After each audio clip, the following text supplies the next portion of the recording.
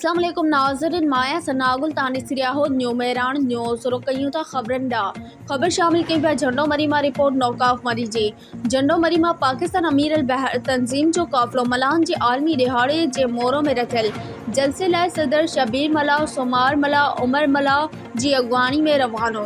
ज़िला अगवान शबीर मला मीडिया से ॻाल्हाईंदे चयो त पूरी सिंध मां मलान जे आलमी दिहाड़ो मल्हाइण लाइ चेयरमैन जे सॾ ते मोरो में रथियल जलसे में शिरकत लाइ वञी रहिया आहियूं।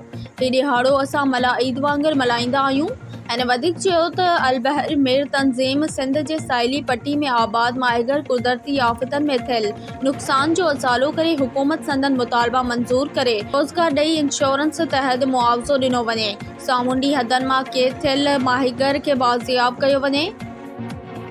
असांजे ईद असांजो आलमी ॾींहुं आहे माहिगीरनि जो, सो असां पंहिंजे धाम धूम सां मल्हायूं पिया। असांजा जेके अॻुवान आहिनि, असांजो जेको महबूब चेयरमैन आहे अलमीर मला साहिबु, उहो अची रहियो आहे असांजे मोरे में।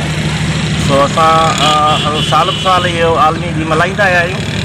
सो केॾीमहिल मुख़्तलिफ़ ज़िलनि में थींदो आयो आहे, हैदराबाद जाम सड़क जो आहे जेको सुजावल। तो हर ज़िले में दोस्तनि खां आलमी ॾींहं खां पहिरीं 21 नवंबर खां पहिरीं हिकिड़ी मीटिंग रखाई वेंदी आहे, पोइ जिते बिरादर जी राय हूंदी आहे उते असां प्रोग्राम रखाईंदा आहियूं। सो हिन साल असां सभिनी बिरादर जी जेका मोरे वारा असांजा बिरादर आहे उन्हनि जी इहा राय हुई त इहो जेको टाइम आहे जेको 21 नवंबर आहे सो असांजे ज़िले में रखियो वञे।